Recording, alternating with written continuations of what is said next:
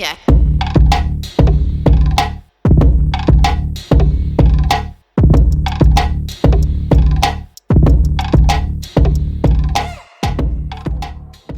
Welcome to Lily's Viking adventure. This is the first episode in our multi-part series, exploring the legendary figures of the Viking and Anglo-Saxon world. If you love history and epic tales, be sure to support the channel by subscribing and liking this video. It helps us bring more incredible stories to life. Now, let's look into the story of Æthelflæd, Lady of the Mercians. One of the most remarkable figures of Anglo-Saxon England, and one of my personal favourites.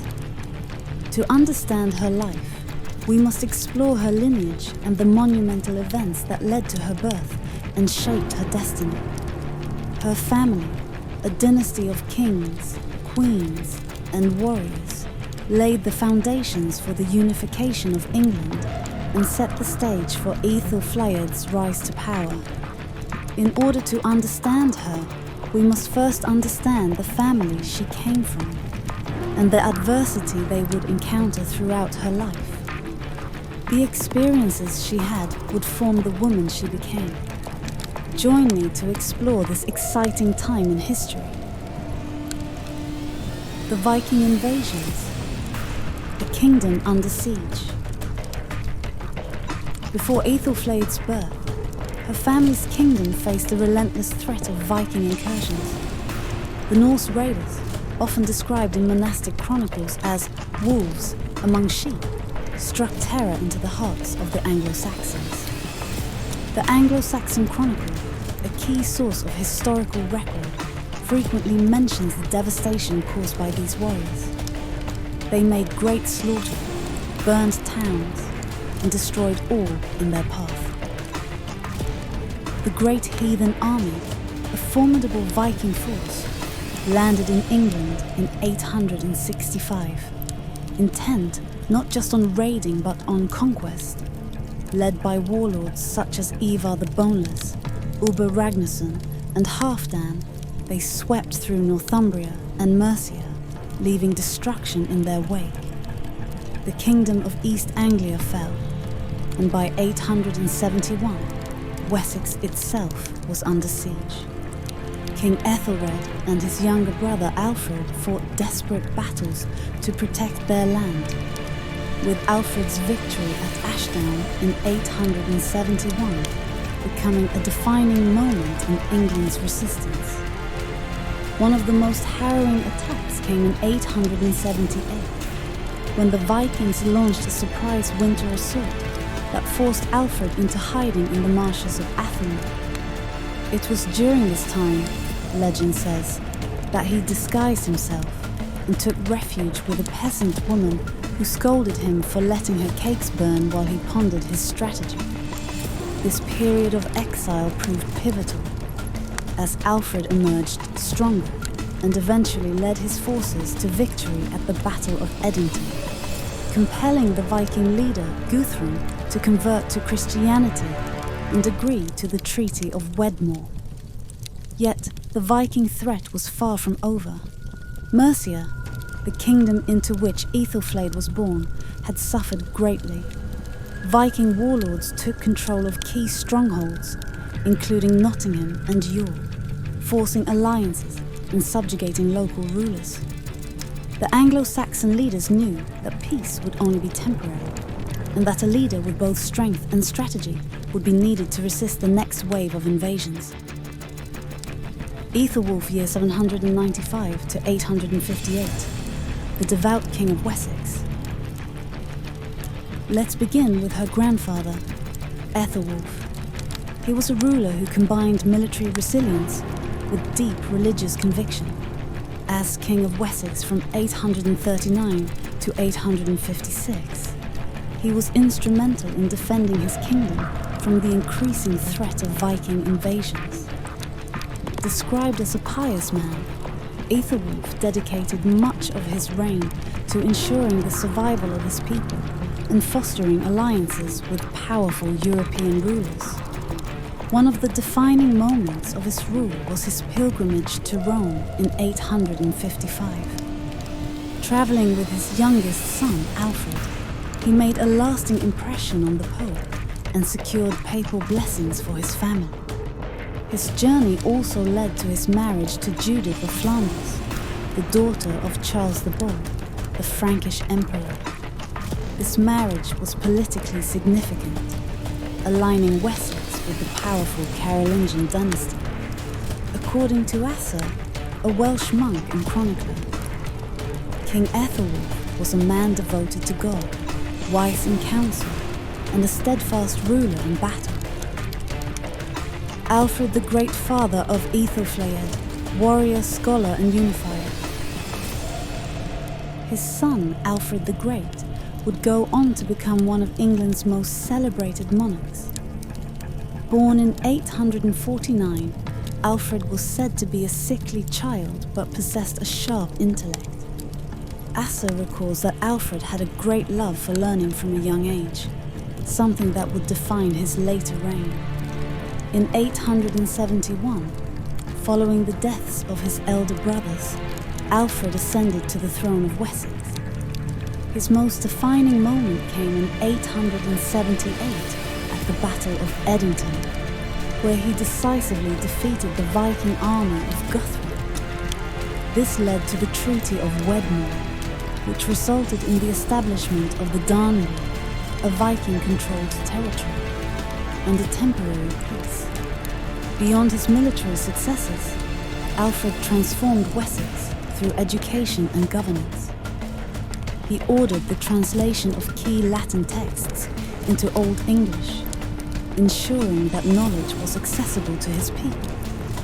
His legal reforms laid the groundwork for future English law. His commitment to scholarship led to his famous quote, "A king should not only be a warrior, but also a scholar." Alfred the Great, King of Wessex, from 871 to 899, stands as one of England's most revered rulers. He was not only a formidable military leader who defended his kingdom against Viking invasions, but also a visionary statesman who laid the foundations for a unified England. His contributions to education, law, and governance established him as a monarch ahead of his time, and he would be the teacher and inspiration for his daughter Æthelflæd. Early life and rise to the throne.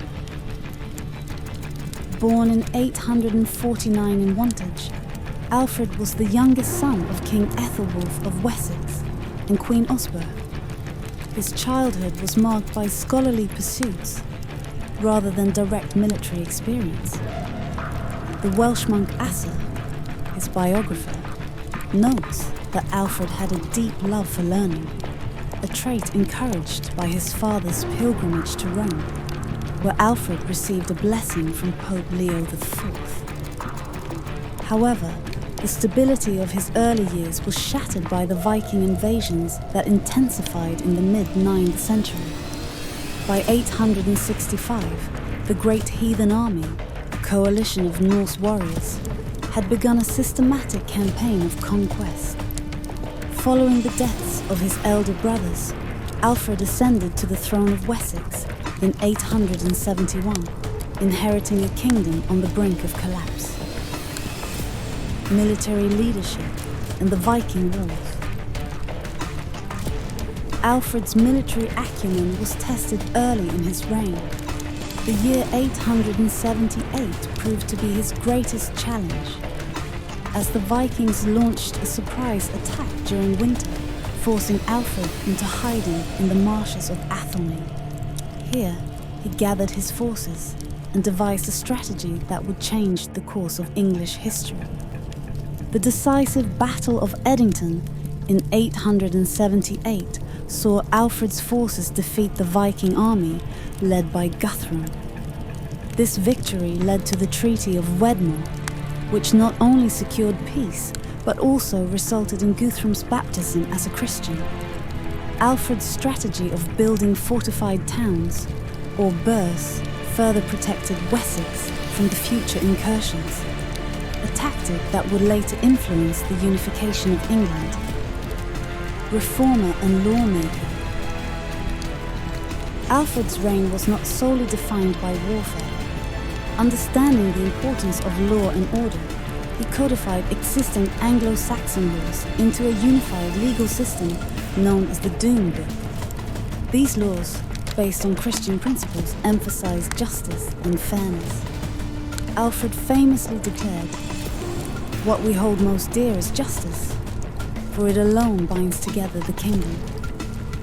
Additionally, Alfred revolutionized the administration of his kingdom, implementing a system of shire reeves, sheriffs, to oversee local governance. His reforms strengthened the central authority of the king, ensuring the stability of Wessex and beyond. Patron of learning and education. Recognizing that knowledge was as vital as military strength, Alfred sought to revive learning in England. He lamented the decline of literacy, stating in a preface to his translation of Pope Gregory's Pastoral Care. So completely had learning decayed among the English people that very few could understand Latin. To combat this decline, Alfred initiated a program of translating key Latin texts into Old English, ensuring that his subjects had access to knowledge. He invited scholars from across Europe, including Asser and Grimbold, to establish a court of learning in Wessex. His efforts laid the foundation for the intellectual revival that would flourish in later centuries. The legacy of Alfred the Great. Alfred's death in 899 marked the end of an era, but his influence endured. His son Edward the Elder and grandson Æthelflæd continued his mission, eventually leading to the unification of England. The Anglo-Saxon Chronicle, a historical record initiated under Alfred's reign, became a crucial source for medieval historians. In 2002, Alfred was voted among the greatest Britons of all time, a testament to his lasting impact.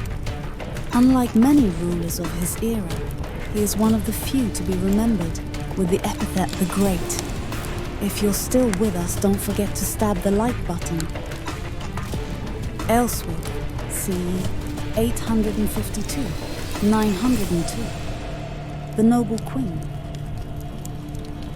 Æthelflæd's mother, Ealhswith, was a noblewoman of Mercian descent, the daughter of Æthelred Mercian, a powerful alderman of the Gyni tribe in Mercia. This connection helped forge stronger ties between Wessex and Mercia. Ealhswith is often overshadowed by her husband Alfred, but she played a crucial role as queen consort, offering support in both governance and religious reform. She is remembered as a pious and devoted woman, later founding St. Mary's Abbey in Winchester. Despite her limited political presence in records, she was a key figure in shaping Æthelflæd's understanding of leadership and duty. Chronicles describe her as a woman of noble spirit and unwavering faith, who ensured her children received an education befitting rulers. Edward the Elder, CR 874-924, the heir to Wessex. Æthelflæd's younger brother, Edward the Elder, was born around 874 and would later succeed their father as the King of Wessex. Like his sister, Edward was raised in a court that valued education, military strategy, and governance.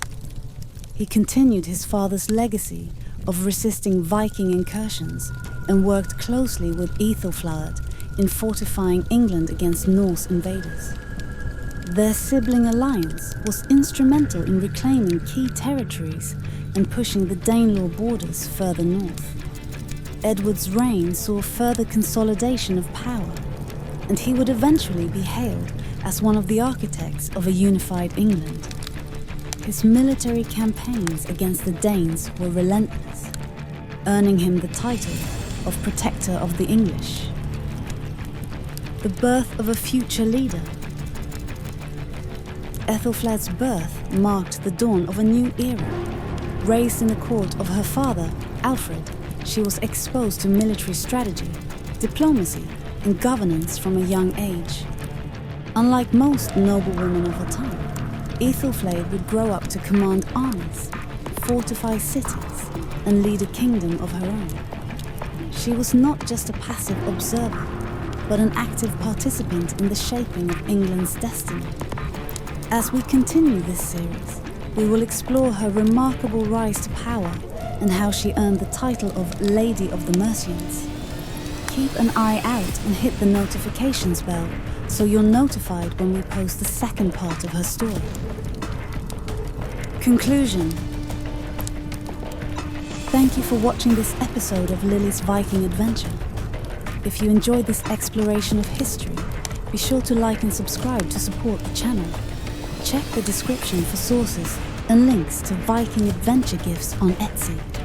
Stay tuned for the next episode where we uncover Æthelflæd's journey to power. Much love, and see you in the next adventure.